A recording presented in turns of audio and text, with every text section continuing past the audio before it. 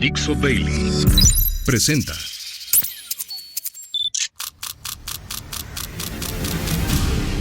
La Vuelta al Mundo en unos minutos. It's a clash between barbarism and civilization. A dangerous world of chaos, death and destruction. A la internacional fascista. Yes, she can. Con Nacho Montes de Oca. Bienvenidos a otro viaje en el globo. Mi nombre es Ignacio Montes de Oca y hoy vamos a volver a hablar de Ucrania porque aparentemente tenemos un principio de acuerdo.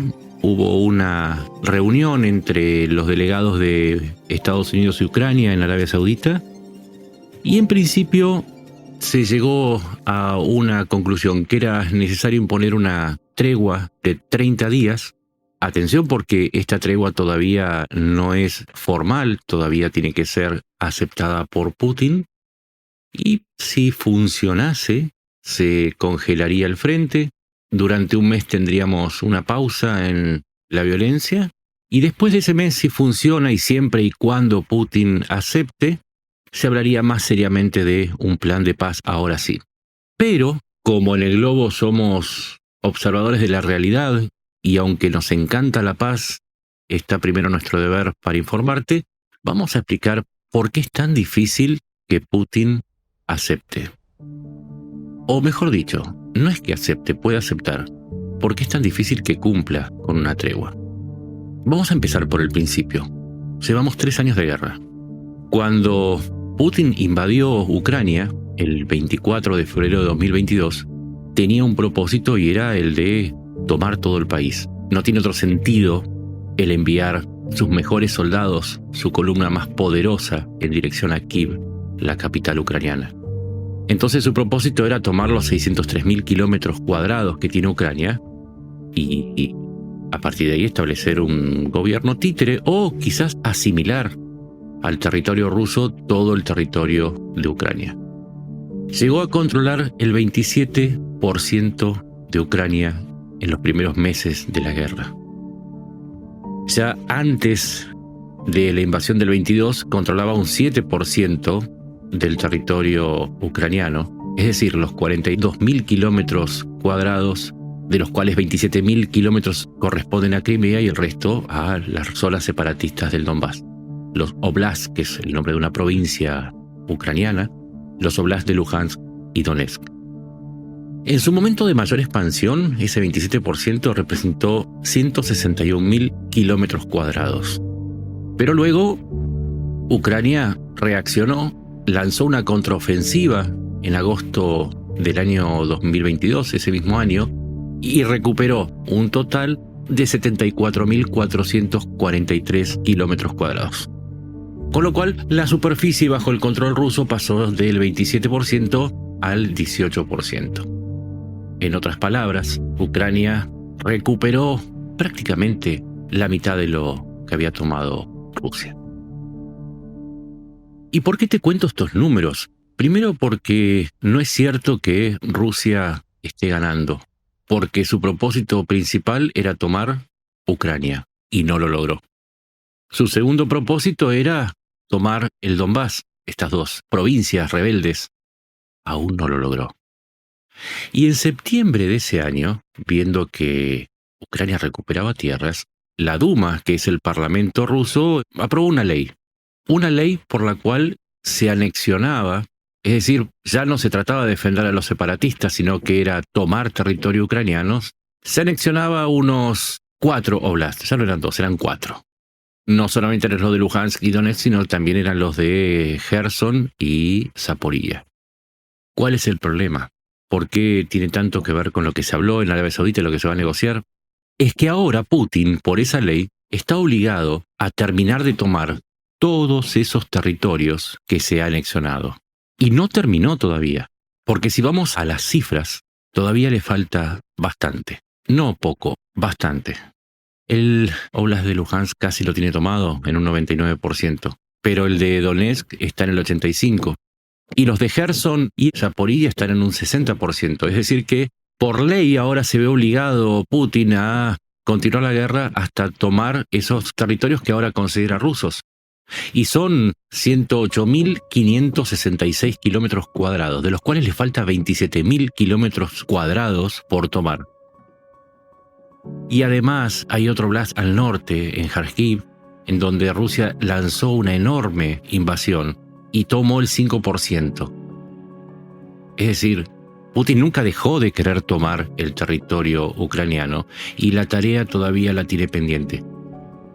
Vamos a otros números para que entiendas qué implica una tregua.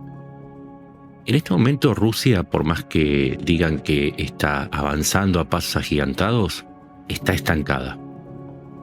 Puede que hayas recibido algunas noticias del desalojo de los ucranianos de una parte de Kursk, que es territorio ucraniano, pero todavía los ucranianos siguen ahí.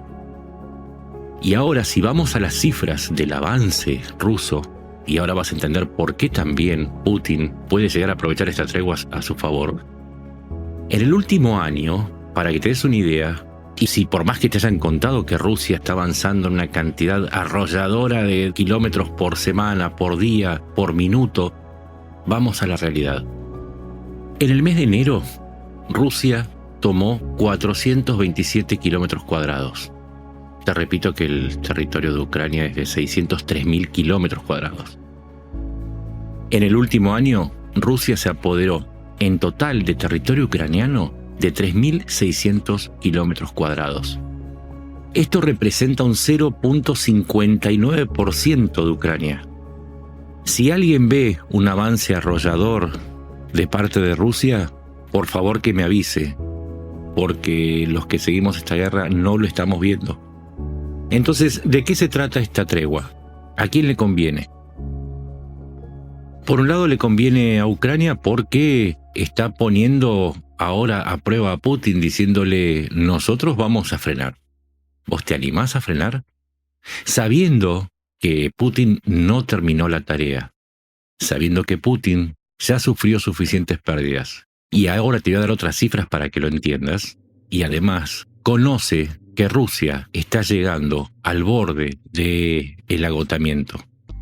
Rusia empezó la guerra con 3.600 tanques. ¿Sí? Usó 1.600 para invadir a Ucrania. ¿Sabes cuántos tanques va perdiendo en 3 años de guerra? 3.786. Es decir, 186 tanques más que los que tenía al iniciar la guerra.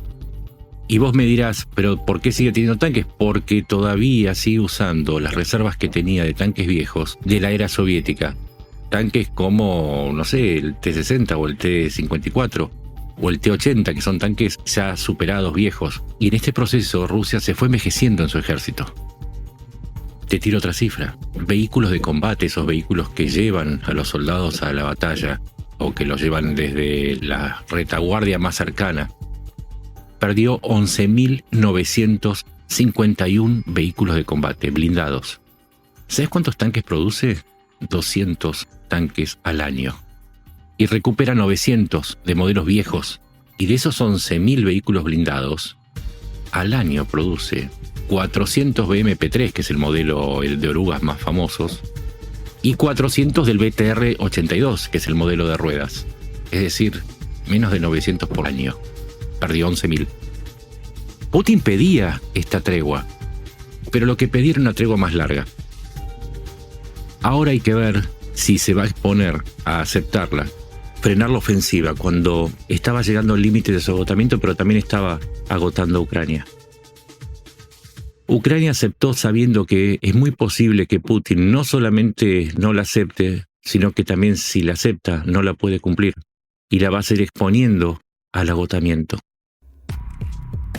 Estos son los juegos de la diplomacia y lo militar. Es cuando Ucrania finalmente dijo: yo sé que Trump está jugando un poco en el equipo de Putin, pero le voy a decir que sí. Le voy a decir que yo quiero la tregua. Y en última instancia, si Putin no acepta, sabiendo yo que es muy difícil que acepte por lo que te conté de las leyes y del agotamiento, que si no lo hace ahora no lo hace nunca porque recuperarse va a ser muy difícil y le va a llevar mucho tiempo. Si no lo acepta o rompe la tregua, entonces Estados Unidos no va a tener ninguna excusa más para decir que no me va a prestar más apoyo militar. Porque te recuerdo que por más que Trump sea muy fuerte, tenga un carácter de aquellos, en última instancia depende también de los legisladores que lo apoyan para que le den las leyes, y la mayor parte de esos legisladores no están en contra de Ucrania. Acá lo que hubo en Arabia Saudita es una jugada en donde Zelensky por fin logró que se dejara de hablar de tierras raras y empezar a hablar de seguridad.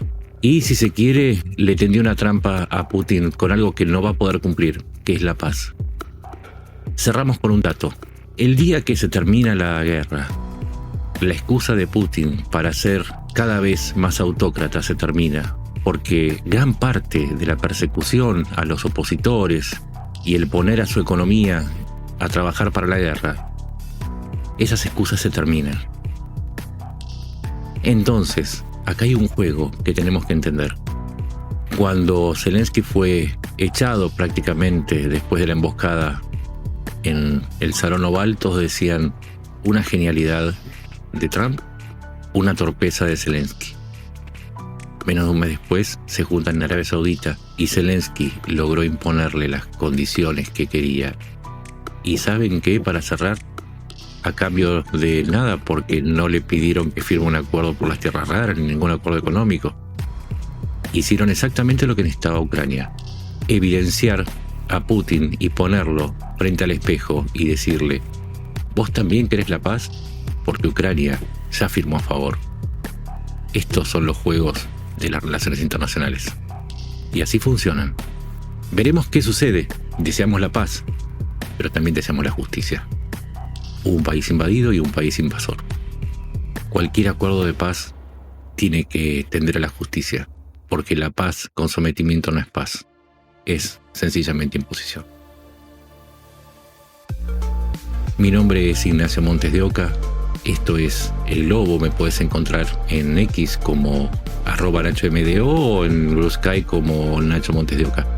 Y te vamos a seguir contando qué es lo que sucede con la guerra de Ucrania, porque a través de ella se está definiendo no solamente el futuro de un país, sino también si es lícito andar invadiendo al otro simplemente porque se quieren apoderar de sus recursos o de su territorio. Eso es lo que está en juego y eso es lo que te vamos a seguir contando. Nos encontramos en la próxima. Gracias.